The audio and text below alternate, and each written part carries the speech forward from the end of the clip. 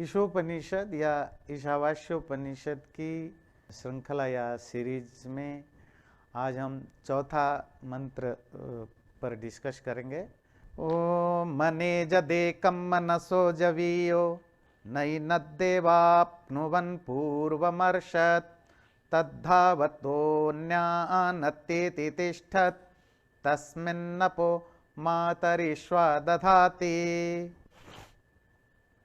इसकी सामान्य जो ट्रांसलेशन है, सिंपल मीनिंग, अनेजत एकम मनसः जवीय, वो जो अनमूविंग है, अनेजत है, जिसमें अपने आप में कोई मूवमेंट तो होता नहीं है, और एकम अकेला है, पर मनसः जवीय is faster than the mind. दुनिया में सबसे ज्यादा स्पीड में गति करने वाला कौन सा चीज है? आपका माइंड है। पर माइंड से भी जो ज्यादा फास्टर होता है, पर विदाउट एनी मूवमेंट, और न एन देवाः आप्नुवन्, इसको कभी भी जो देवताएं हैं उसको पा नहीं पाते हैं, क्योंकि देवताओं से पहले हमेशा ये मौजूद, पहले से ही प्रेजेंट होता है। तद्धावतः अन्यान अत्येति तिष्ठत्, जो लोग दौड़ते रहते हैं, भागते रहते हैं इनको पाने के लिए, और वो एक जगह ही है, खड़ा है, ये मूवमेंट नहीं करता, पर दौड़ने वाले हमेशा उसको छूट जाते हैं, उससे छूट जाते हैं। तस्मिन् अपः मातरिश्वा दधाति, और इसी में रह करके जो वायुमंडल है या हमारा जो प्राण है, वो हर किसी को एक्टिव करता है। मंत्र को समझने से पहले ये किसके बारे में बात कर रहा है, थोड़ी दो तीन चीजें समझ लेते हैं। हम जो हैं वो हमें ही नहीं पता होता है। हमें सिर्फ पता है कि मेरा नाम क्या है। जब मैं आपको कोई पूछता है आप कौन है, आप अपना नाम बताते हैं, वाला हम सब अपना नाम बताते हैं। या अगर थोड़ा सेकंड क्वेश्चन अगेन पूछे कि आप कौन हो, हम अपना प्रोफेशन बताते हैं, दैट्स इट। थोड़े और खुरे दें, फिर हम अपनी नेशनलिटी, अब हिंदू लोग कास्ट भी बता देते हैं, नेशनलिटी, रिलीजियन, रेस, मैं व्हाइट हूं, ब्लैक हूं, यूरोपियन हूं, बताते हैं।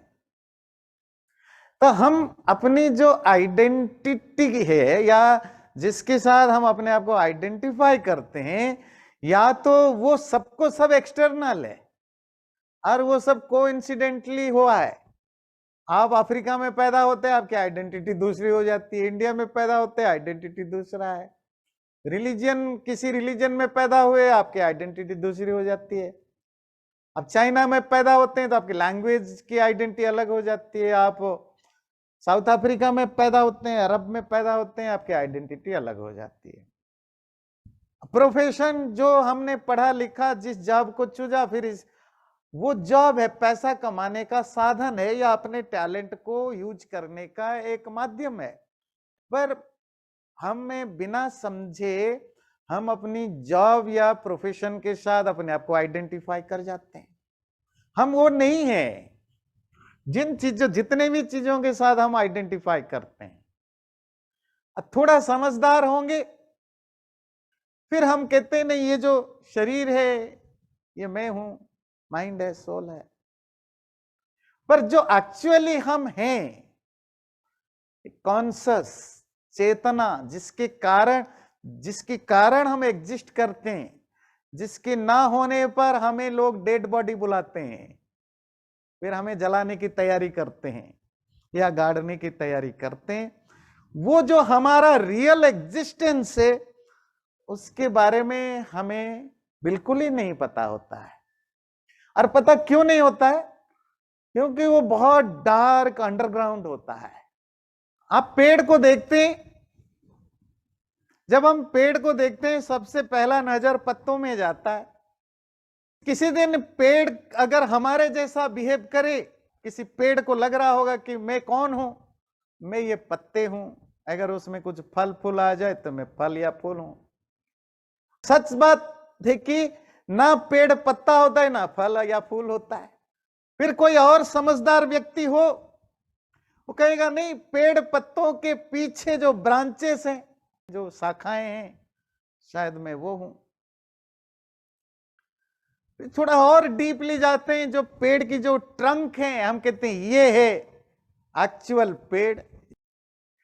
पर सच बात है, पत्ते मर भी जाएं, झड़ भी जाएं, तो भी पेड़ एग्जिस्ट करता है। ब्रांचेस को काट लो तो भी पेड़ एग्जिस्ट करता है। इवन ट्रंक को भी काट लो तो भी नए नए प्लांट उसमें से उग जाते हैं।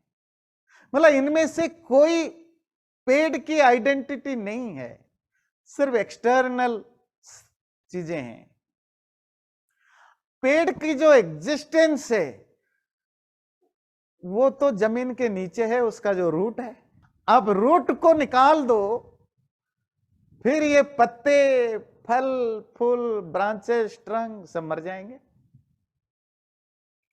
पर बात है कि पेड़ को, अगर हमारे जैसा पेड़ होता तो उसको कभी नहीं पता लगता कि मैं जड़, मेरा जो रियल आइडेंटिटी है वो जड़ से रिलेटेड है।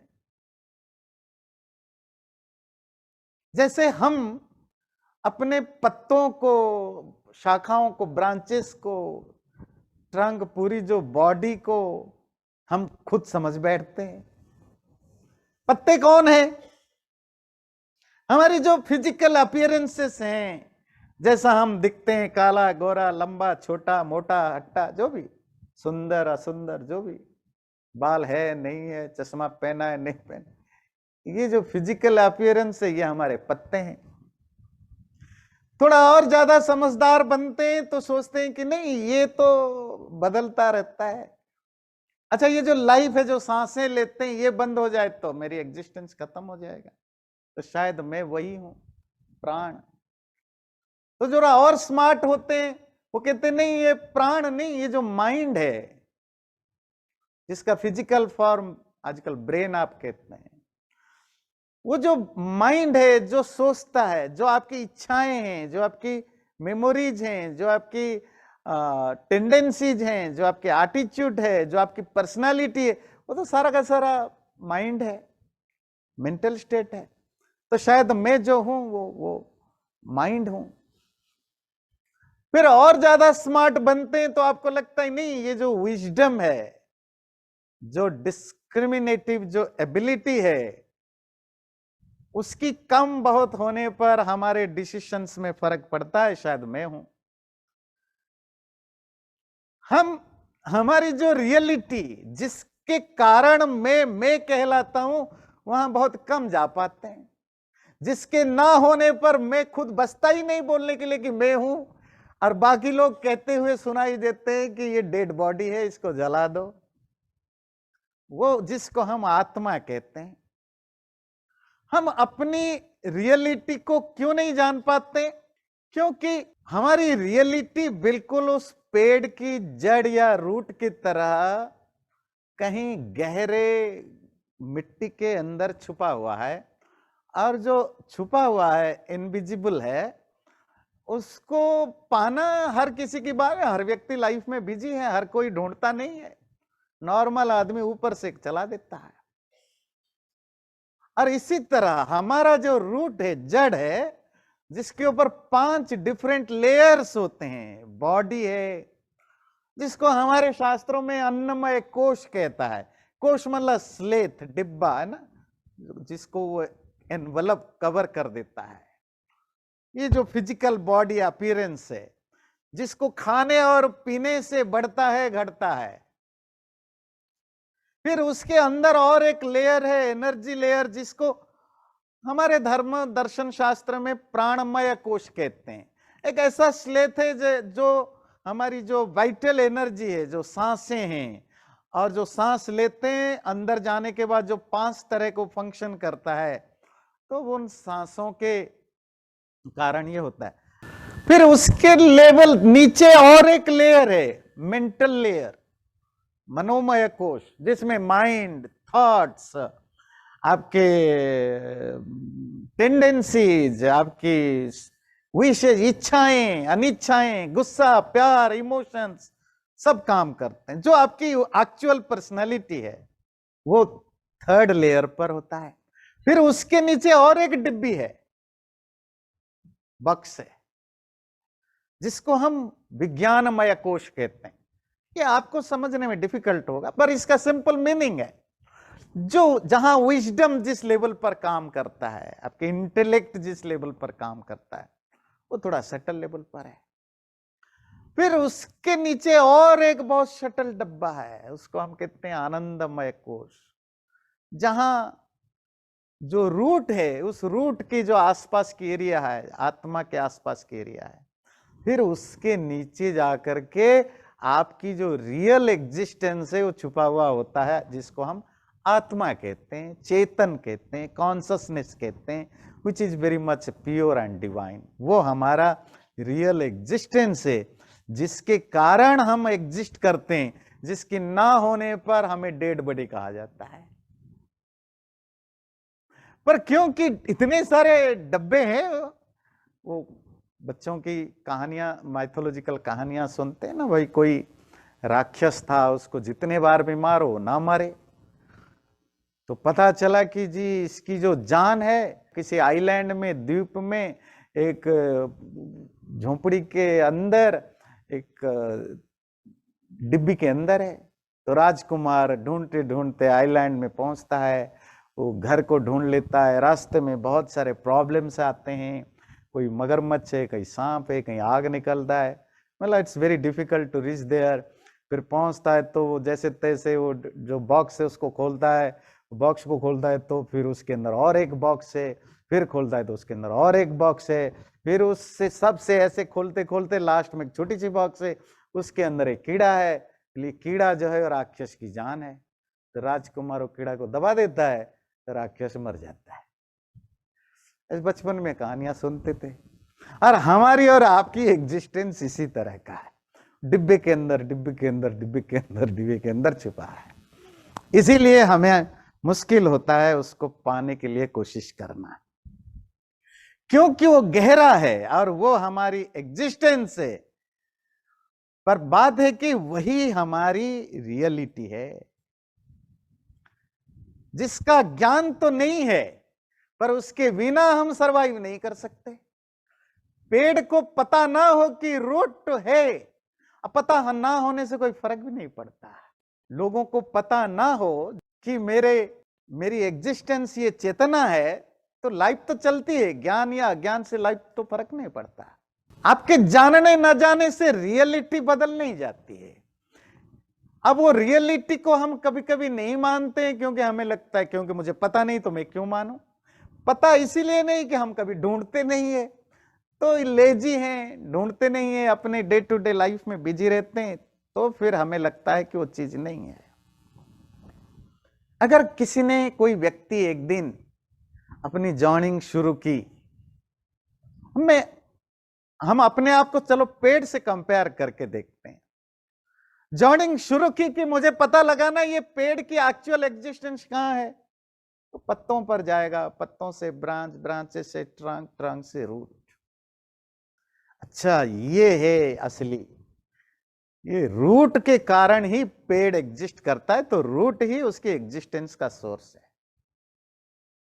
आपको पता है, जिस समय आपको यह पता चलेगा कि पेड़ की एग्जिस्टेंस उसके रूट पर बेस्ड है, उसकी जड़ पर बेस्ड है, उसी समय आपको दो ज्ञान एक साथ होंगे, दो नॉलेज एक ही साथ होंगे। क्या? एक तो इस पेड़ का एग्जिस्टेंस जो है वो रूट पर है, और उसी समय आपको यह भी पता चलेगा ये रूट का भी एक पावर हाउस है, ये जहां से अपना न्यूट्रिशन लेता है, खाना लेता है, ये मिट्टी है, पानी है। इसी तरह हमारे एग्जिस्टेंस रूपक, हमारी जो अपनी पर्सनालिटी है, जब हम इसको परत बाय परत, लेयर बाय लेयर खोजते जाते हैं, शरीर, मैं शरीर हूं, नहीं, फिर ये कौन है, ये किसका है, ये मेरा शरीर है। अच्छा, मेरा, ये मैं लाइफ हूं, नहीं, ये तो मेरी लाइफ है। तो मैं माइंड हूं, नहीं, ये मेरी माइंड है। तो मैं विजडम हूं, बुद्धि हूं, नहीं, ये मेरी बुद्धि है। तो फिर तू कौन है जो इनमें से जो अलग है? तो जैसे ही आप अपने आप को आइडेंटिफाई करते हैं, वो चेतना, कॉन्शसनेस, पावर हाउस, जिसके कारण आपकी बॉडी के emotional, physical, mental, intellectual activities काम करने लगते हैं, वो पावर हाउस जिसके कारण आपकी हर बॉडी, आपकी एग्जिस्टेंस की हर एलिमेंट गैल्वेनाइज्ड होता है, न केवल इतना, जो डायरेक्टेड होते हैं, वो पावर हाउस जिसको आप चेतना कहते हैं, कॉन्शसनेस, आत्मा, जिस दिन आपने उसको जान लिया कि आप ये हो, उस दिन आपको दो ज्ञान साथ साथ होंगे कि भी इसका भी एक पावर हाउस है जहां से ये कंट्रोल्ड है, चलता है, न्यूट्रिशन लेता है, वो परमात्मा है। परम समझते हैं, परम का अर्थ सुप्रीम, सबसे बड़ा होता है ना, high court, supreme court, supreme, परम, तो वो सुप्रीम कोर्ट है, आत्मा कोर्ट है। तो आत्मा आत्मा हमारी और आपकी जो कुछ भी एक्टिविटीज है, उसका सोर्स ये आत्मा है, और आत्मा भी कहीं से रस लेता है, वो परमात्मा है। आपको उसी समय दोनों का ज्ञान होगा। अब इतना इंट्रोडक्शन था कि आत्मा, जो जिन चीजों को हम नहीं जानते हैं पर जो हमारे एग्जिस्टेंस है, उसी के बारे में हम बात कर रहे हैं।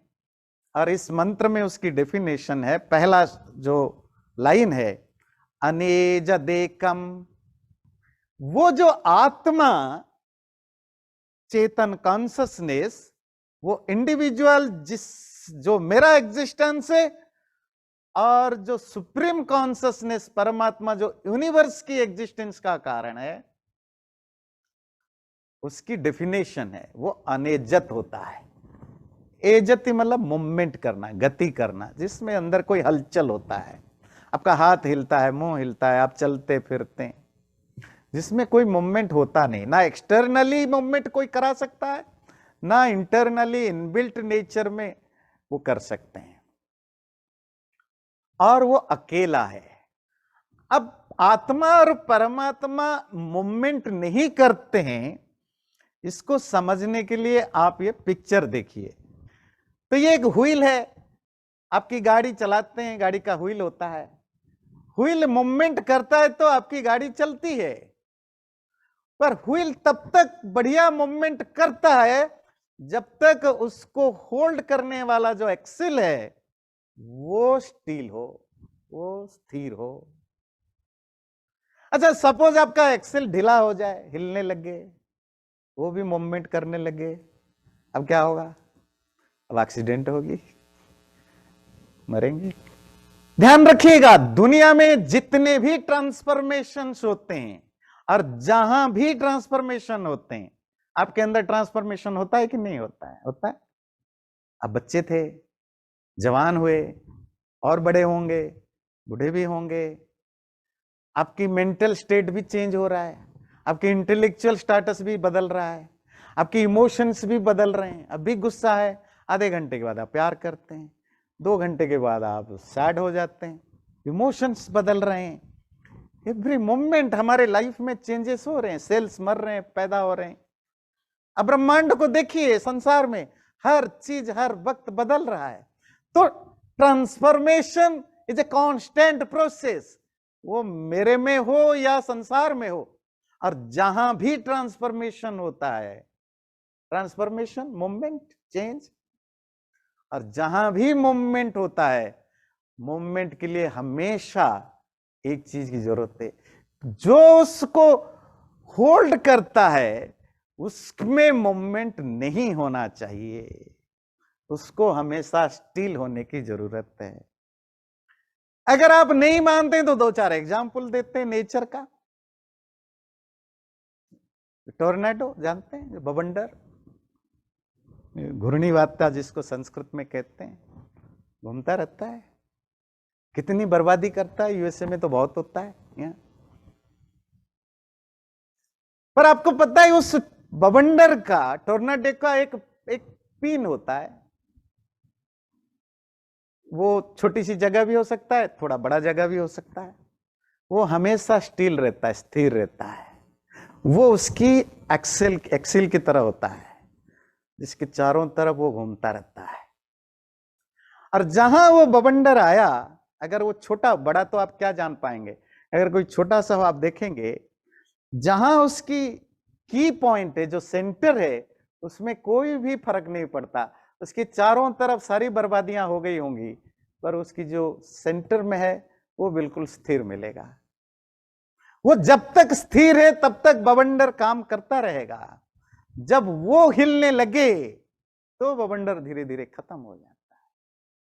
देखिए, इसी तरह पानी में आपकी जल भंवर कहते हैं, है ना, व्हर्लपूल आप कहते हैं। आपने देखा होगा, हल्के हुल्के भी होते हैं आपके नदियों में, नाले में, जब बहाव होता है, फ्लो होता है। समुद्र में बड़े बड़े होते हैं, और इतने बड़े बड़े कि बड़े बड़े जहाज भी डूब सकते हैं, इतने बड़े बड़े होते हैं। पर उसमें भी एक सेंटर होता है। इवन आप फंस जाएं उस व्हर्लपूल में तो आपकी हड्डी पसली सब चूर हो जाएगा। पर अगर आप उस सेंटर में आ गए, और सेंटर अगर उसमें इतना स्पेस है कि आप उसमें रह सकते हो, तो यू विल बी सेफ। अगर वहां एक तिनका भी पड़ा हुआ है, वो वैसे ही रहेगा। तो लाइफ में जहां भी आप मूवमेंट देखते हैं, ट्रांसफॉर्मेशन देखते हैं, वो मूवमेंट इसीलिए हो पाता है कि कोई है जो उसको होल्ड करता है। वो नॉन ट्रांसफॉर्म्ड है, अनचेंजेबल होता है। चेंजेस वही होते हैं जहां कोई अनचेंजेबल होता है। आपके शरीर में बदलाव होते हैं कि नहीं होते हैं? होते हैं। हर साल आप बर्थडे मनाते हैं तो आप बूढ़े बनते जाते हैं। आपकी शरीर बदलता है, मन बदलता है, बुद्धि बदलती है, इमोशंस बदलता है। क्यों बदलता है पता है? क्योंकि इसके अंदर कोई है जो नहीं बदलता। और जिस दिन वो मूवमेंट करने लगता है, क्या होता है? डेड बॉडी भाग गया शरीर से। शरीर से ही आत्मा निकलते ही आप ना बुढ़ा रहेंगे, ना जवान रहेंगे, ना बच्चा रहेंगे, ना गुस्सा करेंगे, ना प्यार करेंगे, कुछ नहीं। सारा ट्रांसफॉर्मेशन स्टॉप्ड हो गया। अब सड़ने लगेगा बाद थोड़ी दिन के बाद, बस डन, उसका कोई एग्जिस्टेंस ही नहीं मिलेगा। इसीलिए हम इसको जला देते हैं, तो सड़ करके और नुकसान करेगा। जिसको कल तक मैं कहता था ये मेरे पापा हैं, मम्मी हैं, बेटा है, बेटी है, बहू है, जो भी रिलेशनशिप, अब उसी वही बॉडी अब सड़ के कीड़े होंगे, बदबू फैलेगा। इसलिए हमारे पूर्वजों ने व्यवस्था बनाई कि इसको जला दो as soon as possible। Ecosystem को खराब मत करे। 4 दिन पहले तक तो तू कह रहा था ये मेरे पापा है, मम्मी है, प्यार कर रहा था, हक कर के तो जला दो। अरे जो पापा मम्मी वो गया जो था, ये तो बॉडी है। आपकी दिन और रात बदलते हैं, हफ्ते बदलते हैं, महीने बदलते हैं, सीजन्स ऋतु बदलते हैं। क्यों बदलते हैं पता है? ये जो टाइम होता है वो अनचेंजेबल होता है। टाइम कभी बदलता नहीं है, वो हमेशा एक ही होता है। हमने अपने लाइफ के हिसाब से और सूरज और चांद की मूवमेंट के हिसाब से दिन और रात को बेस बना पर हमने यूनिट्स बनाए हैं, टाइम यूनिट्स हमने बनाए हैं। और टाइम यूनिट इसीलिए बना पाए क्योंकि कोई स्थिर है। इसीलिए संसार में जो कुछ भी, जहां भी आप कोई ट्रांजिशन देखते हो, कोई मूवमेंट देखते हो, कोई गति देखते हो, कोई ट्रांसफॉर्मेशन देखते हो, कोई चेंज देखते हो, ये पक्का है कि उसके पीछे कोई अनचेंजेबल तत्व है। उसी को हमारे यहां आत्मा कहते हैं। शरीर में, हमारे लाइफ में हम उसको आत्मा कहते हैं, और संसार के लिए हम उसको परमात्मा कहते हैं। दोनों अनचेंजेबल है, इसीलिए दुनिया बदल रही है, शरीर भी बदल रहा है। शरीर में रहने वाला को हम आत्मा कहते हैं, इंडिविजुअल सोल। संसार को कंट्रोल करने वाले को हम सुप्रीम सोल, परमात्मा कहते हैं, प्रभु, मालिक। प्रभु का अर्थ होता है मास्टर, मालिक कहते हैं। तो वो आत्मा कैसा है? अनेजत, अनमूवेबल, अनचेंजेबल और एकम, अकेला है परमात्मा। मंत्र का अगला सेंटेंस लीजिए, मनसो जबियो। और वो जो आत्मा, हम देखिए इस मंत्र में दोनों के लिए ये अर्थ यूज करेंगे। इंडिविजुअल सोल जो मेरी एग्जिस्टेंस है, सुप्रीम सोल जो सारे संसार जिस पर टिका हुआ है। मनसो जबियो, मन से भी ज्यादा फास्टर है।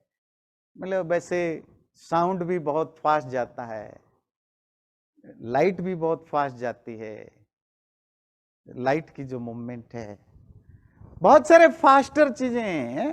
हम ह्यूमन बीइंग, पहले जब हमारे पास पहले गाड़ियां नहीं होती थी तो घोड़े, चीता, हर्ष, इसीलिए आजकल आप हर्ष पावर बोलते हो, तो ये फास्ट चलते हैं। पर नेचर में अगर कोई चीज सबसे फास्ट चलता है पर हम कभी ध्यान नहीं देते हैं, वो है आपका और हमारा मन, माइंड। एक सेकंड का 1000 टुकड़ा कर लीजिए, उतने के अंदर वो सारी दुनिया घूमकर आ जाता है। अभी आप प्रवचन सुन ही रहे हैं, इसके बीच में, प्रवचन के सुनने के बीच में ही अब हजारों जगह घूमकर आ चुके हैं। अपना घर, अपना यार्ड, अपना रिश्तेदार, जो भी बाजार जाना था, अच्छा वो 50 बच्चे क्या कर रहे हैं, कहां कहां घूम के आपकी माइंड आ जाती है। हाउस है ना, कितने फास्ट है। कोई दूसरा है जो माइंड से भी ज्यादा फास्टर मूवमेंट करता हो? नहीं, अभी तक तो नहीं।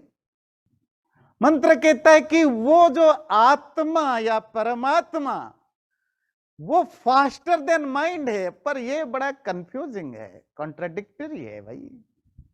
अभी आपने कहा कि उसमें कोई मूवमेंट नहीं, अब आप कहते हो माइंड से भी फास्टर होता है। कैसे? अब ये पिक्चर देखिए, फिर आपको समझाते हैं। अब ये फूल है, लिली है, किसी तालाब में फूल खिले हैं और आपको अच्छा लग रहा है। आपके रास्ते में जा रहे हैं, कहीं गुलाब का फूल खिला है या ये कोई भी खूबसूरत फूल खिला है, आप दौड़ के जा रहे थे, सुबह सुबह जॉगिंग कर रहे थे व रन कर रहे थे, आपने गुलाब का फूल देखा या आपका किसी रिलेटिव को देखा या उसको देखा जिससे आप प्यार करते हैं, आपको अच्छा लगता है, तब आप क्या करते हैं? खड़े हो जाते हैं अच्छी तरह देखने के लिए। अगर आपको अच्छी तरह नहीं देखना है, आप दौड़ के भाग जाते हैं, चलते चलते जितना दिख गया। और अगर आप कार में जा रहे हैं, 80 की स्पीड पर है, वो फूल कितना दिखेगा? और अगर आप हवाई जहाज में जा रहे हैं, फूल को आप कैसे, कितना दिखेगा आपको? अगर आप रॉकेट में जा रहे हैं, कितना दिखेगा?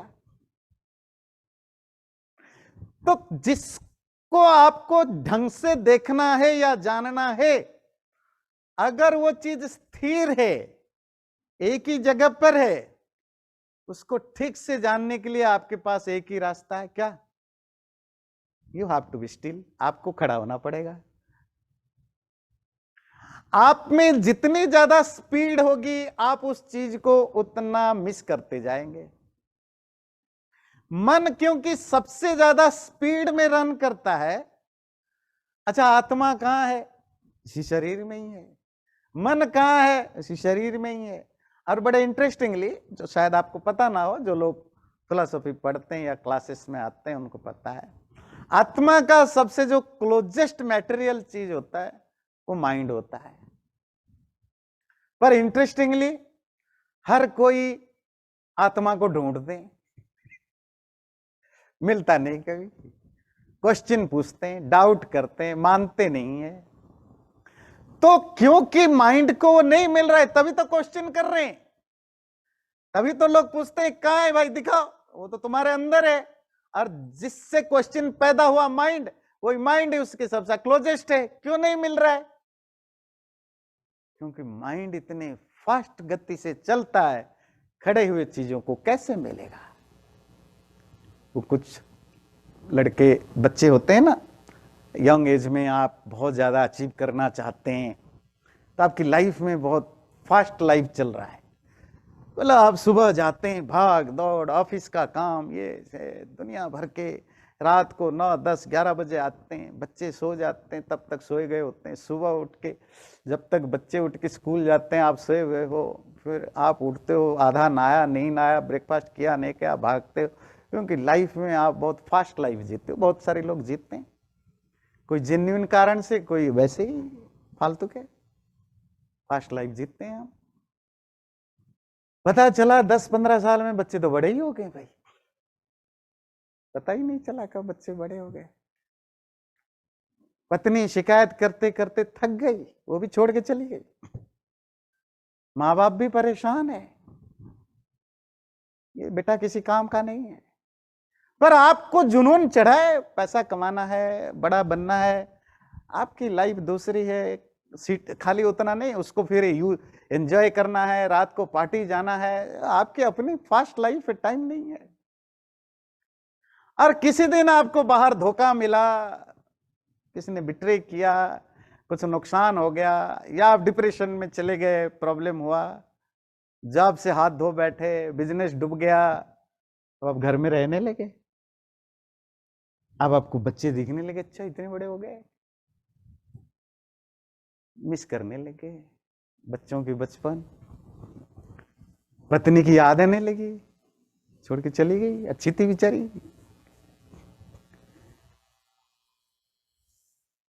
माँ बाप, रिश्तेदार, कोई पूछता नहीं है। देखो, अब आपको आपके उन दोस्तों से जेलेसी होती है, अच्छा उनके घर में उनके माँ बाप भी साथ में है।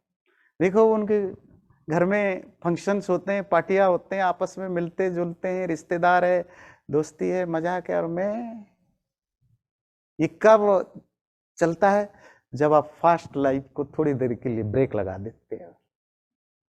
जब तक आप अपने आप को शांत ना करो, आप ठहरो नहीं, तब तक आप समझ नहीं पाओगे कि आपके बगल में भी वो है जिससे आप सबसे ज्यादा प्यार करते हो। वो बगल वाला भी दिखेगा नहीं जब तक आप दौड़ते रहते हो। घरों की झंझट भी यही है, घर के अंदर की क्लेश भी यही है। कौन कितना टाइम दे पाता है कि नहीं दे पाता है। स्थिर वस्तु को पाने के लिए स्थिर होना पड़ता है। भागता हुआ व्यक्ति स्थिर चीज को कभी पा नहीं सकता। आत्मा अनचेंजेबल है, मोमेंटलेस है। उसको पाने के लिए माइंड को भी ठहरना पड़ता है। माइंड की ठहरने का क्या मतलब है? कभी माइंड ठहरता है? आप में से किसी ने कभी ट्राई किया है मेडिटेशन करने की? क्या होगा जब आप शुरू शुरू में करते हैं, आंख बंद करते हैं, 1 मिनट के अंदर आपकी माइंड कितनी दुनिया भर घुमाता है। और थोड़ा लंबा करने लगते हैं, पता है क्या होता है? इवन जो चीजें आप भूल चुके हैं वो भी सब धीरे धीरे याद आने लगते हैं। सिवाय मेडिटेशन के बाकी सब हो रहा है मेडिटेशन में। मन में विचार, नए नए विचार आते रहते हैं। और आपकी जो गाइड है, जो इंस्ट्रक्टर है, जो आपको मेडिटेशन सिखाता है, वो आपको क्या बोलता है? मन को शांत करो, थॉट्स को दूर करो। जब आप थॉट्स को दूर करोगे, माइंड को सिंगल पॉइंटेड बनाओगे। ये सब क्यों कराते हैं? आजकल तो हम करते हैं मेडिकल बेनिफिट के लिए, कि हेल्थ ठीक रहे, माइंड में टेंशन कम रहे, ठीक है, ये तो उसकी बोनस पॉइंट्स हैं। पर मेडिटेशन की आविष्कार ही क्यों हुआ? इसीलिए हुआ कि मेडिटेशन से कोई भगवान को नहीं पाता, ये भी एक झूठ है। मेडिटेशन से आपका माइंड शांत होता है, सिंगल पॉइंटेड होता है, स्थिर होता है। उससे क्या फायदा होगा? अभी मंत्र में पढ़ा ना, जब मन स्थिर होगा, आत्मा तो स्थिर है ही, तो स्थिर से स्थिर को जानोगे। पति पत्नी साथ बैठोगे तो कुछ तो बातचीत करोगे ना। अरे एक जना दौड़ रहा है, एक जना बैठा हुआ है, बोलो मैं सुन रहा हूं, बोलो, बोलते जाओ। अब बोलोगे? कोई नहीं बोलता है। मन भी शांत है, कोई बाहरी दुनिया से लेन देन नहीं, आत्मा तो ऑलरेडी शांत है, फिर मिलन होता है। अब उस मिलन को आप क्या कहते हो? योग कहते हो। योग का अर्थ क्या है? यूनियन है। पति पत्नी का भी यूनियन ऐसे ही होता है जब दोनों साथ होते हैं। एक दौड़ता हो, एक शांत तो नहीं होता है। बच्चों के पेरेंट्स की भी यूनियन ऐसे ही होता है जी। हर कोई अगर भाग दौड़ में है, ऐसे परिवार नहीं होता है, वो धर्मशाला हो जाती है। कहीं ना कोई एक पॉइंट पर आपको इकट्ठा होना होता है, शांत होना होता है। लाइफ भी ऐसी ही चलती है जी। इसीलिए जो योग का जो सबसे बड़ा शास्त्र है योग दर्शन, तो वहां महर्षि पतंजलि कहते हैं कैसे उसको अचीव करना है। बोले मन को शांत करके, बोले कैसे? योग चित्त वृत्ति निरोध, मन की सारी एक्टिविटीज को स्टॉप कर दो, फिर जो होगा वो योग होगा। मनसो जब ये वो मंत्र कहता है, वो मन से भी ज्यादा फास्टर है। फास्टर इसीलिए नहीं है कि आत्मा मूव करता है, आत्मा तो स्थिर है, मन मूव करता है। और जो मूवमेंट में जितना स्पीड हो उसकी गति में, जितना ज्यादा फास्ट हो उसकी मूवमेंट में, उतना वो कम कनेक्ट कर पाता है। इसीलिए मन को कभी नहीं आत्मा मिलता।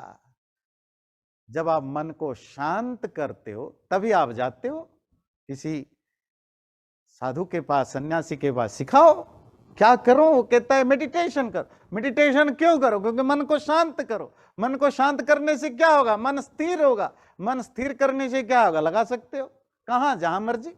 चाहो तो आत्मा में भी लगा सकते हो। नई न देवा, अगला लाइन है, नई न देवाप्नुवन पूर्वमर्षत न एनत। इसको देवताएं कभी नहीं पा पाते आपनुवन, क्योंकि पूर्वमर्षद वो उनसे पहले पहुंचा हुआ होता है। ये देवता कौन है? और जो नॉर्मली जो परसेप्शन है देवता, जब हम कहते हैं, हम सोचते हैं कोई इंद्र, वरुण, कुबेर, वो भी देवता हैं, वो माइथोलॉजिकल है, काल्पनिक देवताएं हैं। तो देवता शब्द का सिंपल मीनिंग होता है दानाद्वा दीपनाद्वा द्युस्थानो भवती वा।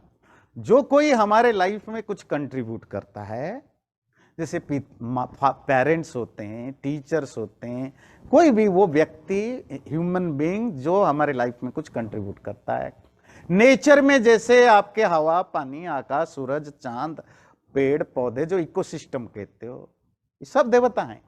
और दीपयतिवा द्योतयतिवा, जो हमें चमकाता है, प्रकाशित करता है, मतलब मैनिफेस्ट करता है, जिनके कारण मैं आपके सामने हूं, आप मेरे सामने हो, जिस भी रूप में हो, जिनका कंट्रीब्यूशन है, माँ बाप का है, सोसाइटी का है, गवर्नमेंट का है, स्कूल का है, कॉलेज का है, टीचर्स की है, सैकड़ों हजारों विजिबल इनविजिबल फैक्टर्स, केवल ह्यूमन बीइंग फैक्टर्स काम करते हैं, जिनके कारण हम जिंदा हैं और आपके सामने हैं। तो जो हमारे सामने प्रकाशित करते हैं, दूसरों को भी प्रकाशित करते हैं, उनको हम देवता कहते हैं। उपनिषदों में देवता शब्द इंद्रियों के लिए यूज होता है। क्यों पता है? जो सेंसेस है, क्योंकि ये सेंसेस है जिसके द्वारा आप दूसरों के द्वारा जाने जाते हो, दूसरों को आप जान पाते हो।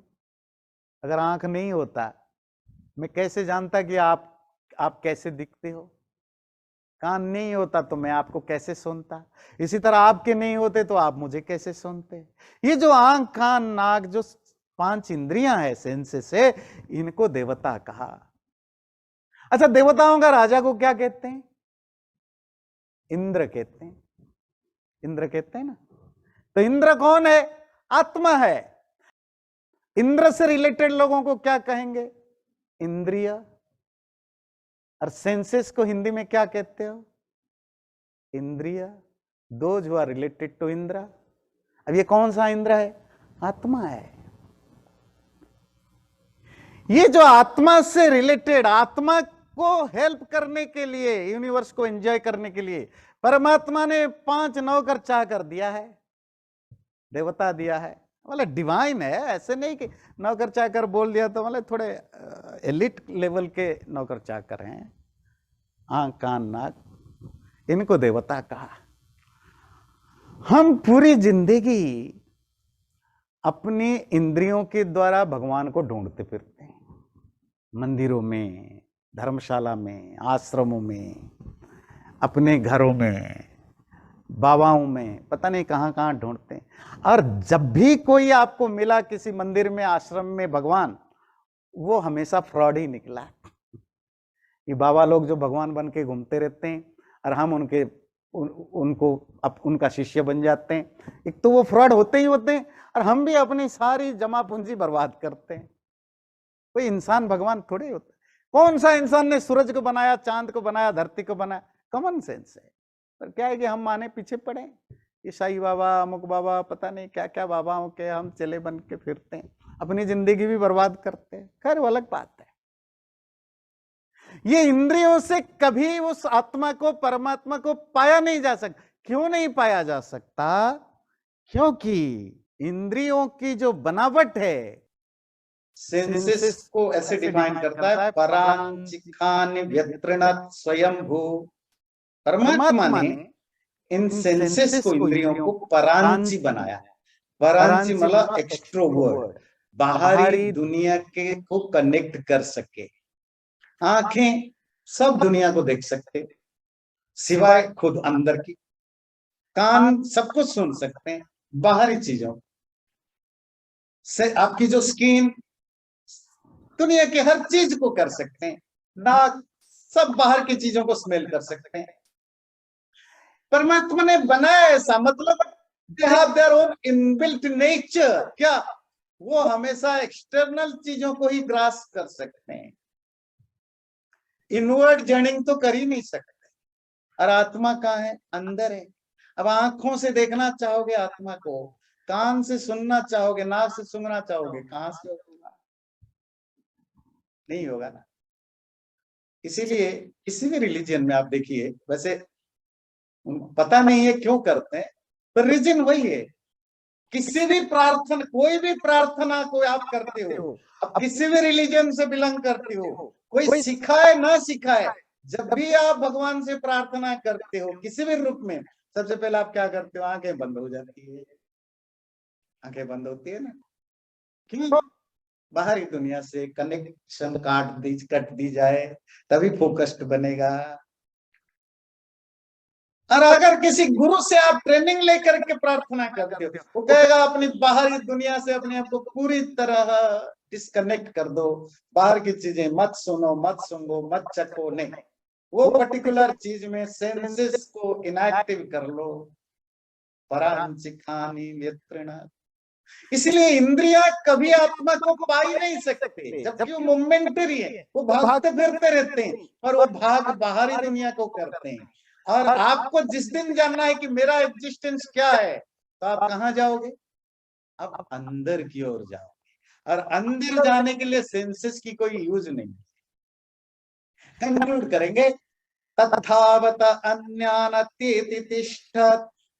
वो खुद खड़ा होते हुए भी, स्टिल होते हुए भी, दौड़ने वालों से हमेशा आगे रहता है। आप कितने स्पीड में कार चलाते हो, बाइक चलाते हो, प्लेन चलाते हो, उतने स्पीड से आप उस सुंदर फूल को मिस करोगे। अगर वो सुंदर फूल को देखना है, आपके अंदर ये इंटरेस्ट है कि मैं इस गुलाब को देखूं, एंजॉय करूं, तो आपको 0 स्पीड पर होना पड़ेगा। स्पीड जितनी ज्यादा तेज, उतना कम फूल को आप एंजॉय कर पाओगे। इसीलिए आत्मा हमारा अपना एग्जिस्टेंस है, माइंड हमारे अंदर है, सब कुछ अपने पास है, पर कभी हम अपने आप को जान नहीं पाते, क्योंकि हमारे माइंड और सेंसेस बहुत स्पीड में है। हर स्पीड में दुनिया को एंजॉय करने के लिए जाते हैं, दुनियाई चीजों को, मटेरियल चीजों को ढूंढते हैं। और आत्मा को जानने के लिए तो स्टिल होना पड़ता है, शांत होना पड़ता है। तस्मिन्नपः मातरिश्वधावति। और वो जो आत्मा, और आत्मा को जानते ही परमात्मा का ज्ञान होता है, सुप्रीम सोल परमात्मा जो संसार का मालिक है, उसी के प्रेजेंस में ही सब कोई काम करता है। मातरिश्व कहते हैं ये जो आपका इकोसिस्टम है, जो एटमॉस्फेयर है, जिसके कारण आपकी सांसें चलती है। कि एटमॉस्फेयर नहीं होता तो आपकी सांसें कैसे, ऑक्सीजन कहां से लेते? सांसें चलती है तो आप एक्टिव हुए। तो वो जो आपकी सांसों के लिए जो बेसिक जरूरत है, जो जो एटमॉस्फेयर है, वो एटमॉस्फेयर भी उसी परमात्मा में है। और वो एटमॉस्फेयर जिसके कारण आप सस्टेन करते हो, वो परमात्मा आपका भी सस्टेनर है। तो सब वायु का, मातरिश्वा का भी सस्टेनर है। आपका आत्मा आपके शरीर का सस्टेनर है। पर ये कभी मूव नहीं करते हैं, मूवमेंट हमारा होता है। और जिस दिन हम अपनी मूवमेंट को कम करेंगे तो उसको जान सकते हैं। तो इस मंत्र का सामान्य भाव है, अनेजदेकं मनसो जवीयो नैनत्यवाप्नुवन् पूर्वमर्षत् तद्धावत्वन्यानत्येति तिष्ठत् तस्मिन्नापमातरिष्वा ददाति। वो आत्मा परमात्मा अकेला अनमूवेबल है, तब भी माइंड से ज्यादा फास्टर है। कोई इंद्रियां इसको कभी पा नहीं सकते। कोई कितना जितना दौड़ेगा उतना उसको मिस करता जाएगा, पर वो अनचेंजेबल अनमूवेबल होने पर भी सबको सस्टेन करता है। चैनल को सब्सक्राइब जरूर करें और वीडियो अच्छा लगे लाइक भी जरूर करें।